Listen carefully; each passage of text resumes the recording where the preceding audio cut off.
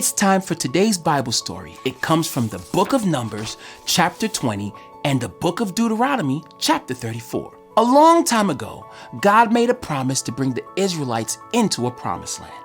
But when a promise takes a long time to come true, we forget about it. Or we think that it'll never happen. Or we try to make it happen ourselves.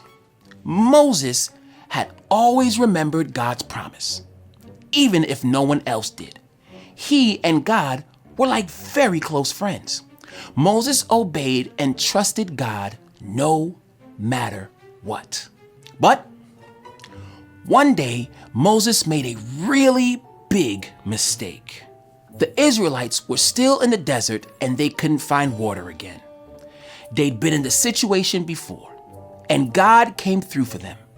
The first time, God told Moses to hit a rock with his staff and water sprung out.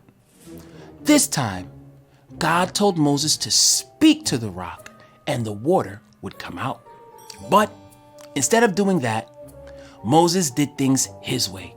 He struck the rock with the staff 2 times and made it seem like he made the water come out the rock and not God.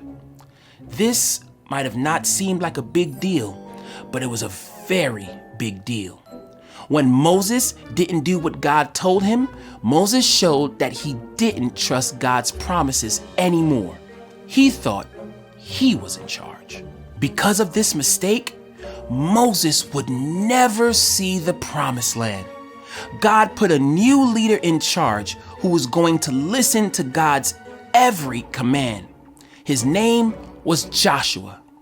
Now it would be Joshua's job to lead the Israelites into the promised land. Even though Moses did not step foot into the promised land, God was good to him. God showed Moses the promised land before he died. So Moses died knowing that the Israelites would enter the promised land. God keeps promises.